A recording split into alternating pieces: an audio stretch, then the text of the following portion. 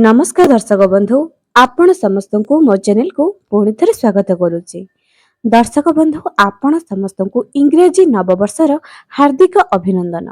जेहेतु एही इंग्रेजी नववर्षटी कैलेंडर जितेबले 1 तारिखटी आरंभ हुए जनवरी मास आमर इंग्रेजी मासर प्रथम मास, तो आम पूरा विश्व एही इंग्रेजी नववर्ष को नूआ वर्ष भाବରେ पालन करुचंती। किंतु आमर ओडिया नववर्ष हेउची पणा संक्रांति। जेहेतु कैलेंडर रे एही मासटी प्रथम रे आसुची, एही दिन आमी केउ काम करिबा द्वारा आमर धन जीवन रे केबे भी कमी रहिबो नाही। एही वर्षटी आमर किपरि भलरे कटिबो आपण मानकु किछि करिबाकु नाही। नूआ वर्ष दिन किछि करंतु किंबा न करंतु, किंतु एही 5टी काम आपण माने निश्चय करंतु। घरर महिला हुंतु किंबा पुरुष हुंतु, आपण मानकु एही काम निश्चय करिवार अछि। तेबे चलंतु केउ 5टी काम आपण मानकु इंग्रेजी नववर्ष दिन करिवार अछि से संपर्क रे आपण मानकु जणाइबी। आपण माने वीडियो रे शेष पर्यंत जड़ी रुहंतु एवं एही काम को आपण माने निश्चय करंतु। बेसी टंका खर्च हेबो नाही एवं एही उपायटी आपण को मालामाल भी करिदबो। विशेष करी पुरुष माने जदि एही गोटाई जिनिस आपण निज स्त्री को उपहार रे देई देबे, खास करी एही वर्ष, तेबे आपणकर जीवनर उन्नति आपण निजे देखिबे। चलंतु आगको बताइबी जे केउ 5टी काम करिवार अछि एवं केउ जिनिस आपण निज स्त्री को उपहार रे देबे। तागुरु मु आपण मानकु अनुरोध करिबी जे जदि ए पर्यंत चैनल को सब्सक्राइब करि नाहंती निहाती सब्सक्राइब करंतु।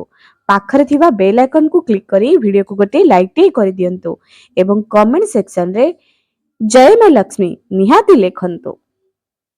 दर्शक बंधु प्रथमे आमी जानिबा जे नूआ वर्षर दिन केउ काम करिबा द्वारा घर को सुख समृद्धि आसीबे। तो प्रथम दिन आपण माने निश्चय एही दिन बाहर बुलिबा, नुआ ड्रेस पिंधिबा एवं आमिष भोजन करिबारे, आमिष खाद्य खाइबारे एही दिनटी को प्राय 90% लोक एही दिनटी को एपरी पालन करिवे। किंतु दर्शक बंधु कहिबार मत एया जे जेउ माने आमिष भोजन करी रही करूचंती से माने ठीक अछि, जो माने न करिकि रहुचंती से माने बहुत भलो काम करिचंती। कारण जीव हत्या करी आमे कोनसी भी कार्य को आरंभ करि परिबा नाही। जनक जीवन नहीं आमे केबे भी भलरे रही परिबा नाही। प्रथम जिंस आपण मानकु सकाळु कोन करिवार अछि, सुंदर कांड बा रामायण पाठ करिवार अछि, ब्रह्म मुहूर्तरु करिवार अछि। सेही दिन तो प्राय समस्तकर छुट्टी थाए। प्रथम कार्य सुंदर कांडर पाठ करिवे, रामायण गोटी अध्याय हेउ पछे पाठ करंतु किंबा मोबाइल रे लगाई करी सुनंतु। घरर सबु सदस्य सुनंतु। ब्रह्म मुहूर्तरु उठी जांतु। निजर मुख्य द्वार को सुंदर साज सुंदर करी करी निजे सफा वस्त्र परिधान करी करी एही कामटी निश्चय करंतु। प्रथम जिंस सुंदर कांडर पाठ एवं रामायणर पाठ एही वर्ष सारा आपण को जो चमत्कारी फायदा दबो आपण माने निजे विश्वास करि परिबे नाही।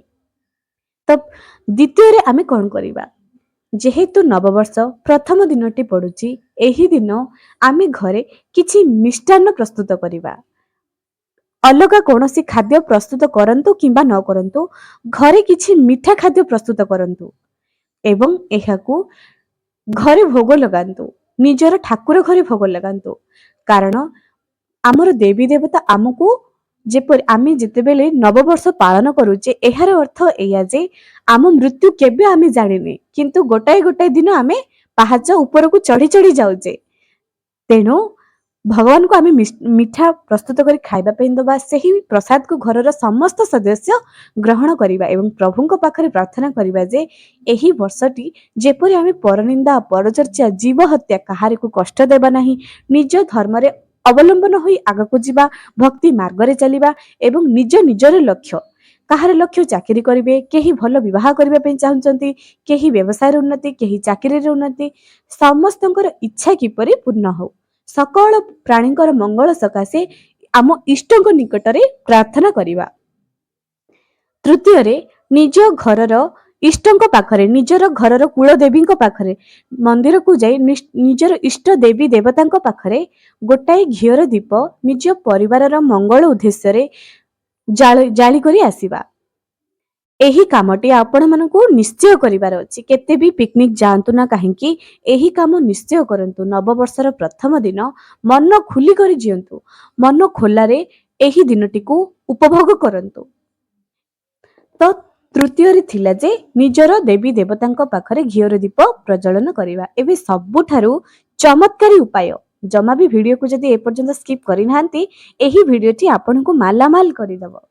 ଆପଣମାନଙ୍କୁ କ'ଣ କରିବାର ଅଛି, ନିଜର ସାମର୍ଥ୍ୟ ମୁତାବକ ରୂପାର ମୁଦି, ରୂପାର ଗୋଡ଼ ମୁଦି, ରୂପାର ଚେନ୍, ରୂପାର ପାଉଁଜି, ରୂପାର ଯେକୌଣସି ବି ଜିନିଷ ନିଜର ସାମର୍ଥ୍ୟ ଅନୁସାରେ ନିଜ ସ୍ତ୍ରୀଙ୍କୁ ଉପହାରରେ ଦିଅନ୍ତୁ। ନୂଆ ବର୍ଷର ଯେକୌଣସି ବି ଦିନ, ଜାନୁଆରୀ 30 ତାରିଖ ଭିତରେ, ଜାନୁଆରୀ 1ରୁ ଜାନୁଆରୀ 30 ତାରିଖ ପୁରା ମାସ ଭିତରେ ଆପଣମାନେ ନିଜର ଘରର ସ୍ତ୍ରୀଙ୍କୁ ଗୋଟିଏ ରୂପାର ଜିନିଷ ଉପହାରରେ ଦିଅନ୍ତୁ। ଯେଉଁମାନେ ଅବିବାହିତ ପୁରୁଷ ଅଛନ୍ତି ସେମାନେ ନିଜର ଭଉଣୀକୁ କିମ୍ବା ମାଙ୍କୁ ଦେଇପାରିବେ ଏବଂ ଯେଉଁମାନଙ୍କର ସାମର୍ଥ୍ୟ ଅଛି ସେମାନେ ନିଜର ଝିଅ, ଭଉଣୀ, ସ୍ତ୍ରୀ ଦେଇପାରିବେ। ନିଜର ସ୍ତ୍ରୀଙ୍କୁ ଦେବା ଦ୍ୱାରା ଏହା ବହୁତ ଶୁଭକାରୀ ପ୍ରଦାନ କରିଥାଏ। କିନ୍ତୁ ଯେଉଁମାନେ ବିବାହ କରିନାହାନ୍ତି ନିଜ ମାଙ୍କୁ ନିଶ୍ଚୟ ଦିଅନ୍ତୁ କିମ୍ବା ନିଜ ଭଉଣୀକୁ ଦିଅନ୍ତୁ। ଦର୍ଶକ ବନ୍ଧୁ, ଏହି ଉପାୟ ଯେଉଁମାନେ ଭାବୁଛନ୍ତି ଯେ ଚାକିରିରେ ଉନ୍ନତି ହେଉନାହିଁ, ଚାକିରିରେ ବହୁତ କଷ୍ଟ ପାଉଛନ୍ତି, ବହୁତ ଚେଷ୍ଟା କରୁଛନ୍ତି, ଆପଣଙ୍କ ଜୀବନରେ ସେହି ସମୃଦ୍ଧି ଆସୁନାହିଁ, ତ ଥରୁଟିଏ ଏହି ଉପାୟକୁ ଆପଣେଇକି ଦେଖନ୍ତୁ। ଏହି ବର୍ଷଟି ଆପଣଙ୍କର ଏତେ ଭଲରେ ଯିବ, ଏତେ ଭଲରେ ଯିବ, ଆପଣମାନେ ନିଜେ ବି ବିଶ୍ୱାସ କରିପାରିବେ ନାହିଁ। ତେଣୁ ଏହି ଉପାୟଟି ଆପଣମାନଙ୍କର ଜୀବନ ନିଶ୍ଚୟ ବଦଳାଇ ଦେବ। ଥରୁଟିଏ ଏହି ଉପାୟକୁ କରିକି ଦେଖନ୍ତୁ। ଦର୍ଶକ ବନ୍ଧୁ, ପଞ୍ଚମ ଉପାୟଟି ଜାଣିବା ଯେ ନୂଆ ବର୍ଷ ଏହି ଦିନ ଯଦି ଆପଣଙ୍କର ସେମିତି ସାମର୍ଥ୍ୟ ଅଛି, ଘରେ କିଛି ଖାଦ୍ୟ ପ୍ରସ୍ତୁତ କରି ଆପଣମାନେ କୌଣସି ଏକ ଗରିବ ବ୍ୟକ୍ତିଙ୍କୁ ଖାଇବା ପାଇଁ ଦିଅନ୍ତୁ। ଦର୍ଶକ ବନ୍ଧୁ, ଯଦି ଆପଣ ଘରେ 3 ଜଣ ମେମ୍ବର ଅଛନ୍ତି, ଯଦି ଆପଣଙ୍କର ସେତିକି ସାମର୍ଥ୍ୟ ଅଛି ଆଉ ଗୋଟାଏ ବ୍ୟକ୍ତିଙ୍କୁ ଖାଇବା ପାଇଁ ଦେବା ପାଇଁ, ତେବେ ନିଶ୍ଚୟ ଦିଅନ୍ତୁ। ଗୋଟାଏ ବ୍ୟକ୍ତିଙ୍କୁ ଦିଅନ୍ତୁ ପଛେ, କିନ୍ତୁ ନିଶ୍ଚୟ ଦିଅନ୍ତୁ। ନିଜର ସାମର୍ଥ୍ୟ ମୁତାବକ ଏହି ଦିନ ଦାନ କରିବା ସବୁଠାରୁ ଭଲ ବୋଲି କୁହାଯାଏ। କାରଣ ଯଦି ଆମେ ତ ଏହି ଦିନଟିକୁ ଉପଭୋଗ କରିବା, ଗରିବ ବ୍ୟକ୍ତି ବିଶେଷଙ୍କର ଯଦି ସେତିକି ସାମର୍ଥ୍ୟ ନଥିବ ସେମାନେ କେବଳ ଦେଖୁଥିବେ। ଆମେ କାହାର ଦୁଃଖରେ ଯଦି ଛିଡ଼ା ହେବା, ତେବେ ଈଶ୍ୱର ଆମ ଦୁଃଖ ନିଶ୍ଚୟ ନିବାରଣ କରିବେ।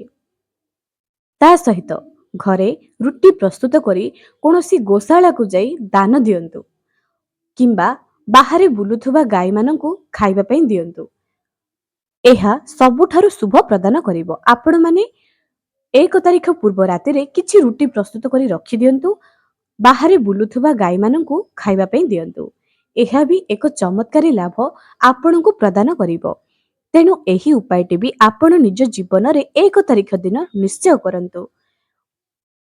ଏବେ ଆଉ ଗୋଟିଏ କଥା, ଏହି 1 ତାରିଖ ଦିନ ଆପଣମାନେ 5ଟି ବୃକ୍ଷ ମୂଳରେ 5ଟି ଦୀପ ପ୍ରଦାନ କରନ୍ତୁ। ଯଦି ଆପଣଙ୍କ ପାଖରେ ଓସ୍ତ ଗଛ ଅଛି ଆଖପାଖରେ, ଗୋଟାଏ ଦୀପ ସନ୍ଧ୍ୟା ସମୟରେ ମା ଲକ୍ଷ୍ମୀଙ୍କ ଉଦ୍ଦେଶ୍ୟରେ ନିଶ୍ଚୟ ଜାଳନ୍ତୁ।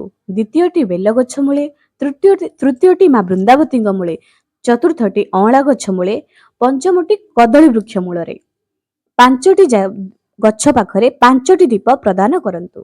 ତା ସହିତ ଏହି ନୂଆ ବର୍ଷ ଦିନ ଗୋଟାଏ ଗଛ ନିଜ ଘରକୁ ନିଶ୍ଚୟ ଆଣନ୍ତୁ ଏବଂ ଧରିତ୍ରୀ ମାତାଙ୍କୁ ଅର୍ପଣ କରନ୍ତୁ, ଅର୍ଥାତ୍ ଲଗାନ୍ତୁ। ଗୋଟାଏ ଗଛ, ଯେକୌଣସି ବି ଗୋଟାଏ ଗଛ ନିଜ ଘରକୁ ନିଶ୍ଚୟ ଆଣନ୍ତୁ। ଏବଂ ବିଶେଷ କରି ଏହା ଯଦି ଲକି ବମ୍ବ କିମ୍ବା ଧଳା ଅରଖ ଗଛ, ଯେଉଁ 5ଟି ଗଛ ମୂଳରେ 5ଟି ଦୀପ ପ୍ରଦାନ କରିବା ପାଇଁ କହିଲି, ସେହି ଗଛ ଭିତରୁ ଯଦି ଗୋଟାଏ ଗଛ ହୋଇଥିବ ଏହା ବହୁତ ଭଲ ଅଟେ। କିମ୍ବା କୌଣସି ଏକ ଜାଗାରେ ଗୋଟାଏ ନିମ ଗଛ କିମ୍ବା ଅଁଳା ଗଛ ଲଗାଇ ଦିଅନ୍ତୁ, କିନ୍ତୁ ଏହା ଘର ପାଖରେ ଲଗାଇବେ ନାହିଁ। ଏହା ଯେପରିକି ବଡ଼ ହୋଇଯିବ ଏମିତି ଏକ ଜାଗାରେ ଲଗାଇବେ। ଯେପରି ଏହି ଗଛ ବଡ଼ ହୋଇଯିବ, ଆପଣଙ୍କ ଘରର ସୁଖ ସମୃଦ୍ଧି, ଆପଣଙ୍କର ଜୀବନରେ ସମାଜର ପ୍ରତିଷ୍ଠା ସେପରି ହୋଇଯିବ। ଏହି ଗଛକୁ ଆପଣମାନେ କେୟାର କରୁଥିବେ। ଏମିତି ଏକ ଜାଗାରେ ଆପଣମାନଙ୍କୁ ଲଗାଇବା ପାଇଁ ପଡ଼ିବ, ଯାହା ଆପଣଙ୍କୁ ଅଧିକ ସୁଖ ସମୃଦ୍ଧି ପ୍ରଦାନ କରିବ। ତେଣୁ ଏହି ଉପାୟଟି ଆପଣମାନେ ନିଶ୍ଚୟ କରନ୍ତୁ। ଦର୍ଶକ ବନ୍ଧୁ, ନୂଆ ବର୍ଷ ଦିନ କାହାରି ମନରେ କଷ୍ଟ ଦିଅନ୍ତୁ ନାହିଁ। ନୂଆ ବର୍ଷ ଦିନ ନିଜ ଭିତରେ ଏକ ପ୍ରତିଜ୍ଞାବଦ୍ଧ ରୁହନ୍ତୁ ଯେ କାହାରିକୁ କଷ୍ଟ ଦେବେ ନାହିଁ, ପରନିନ୍ଦା ପରଚର୍ଚ୍ଚା ଠାରୁ ଦୂରେଇ ରହିବେ। ଯେତେ ପାରିବେ ମନକୁ ସରଳ ରଖିବେ।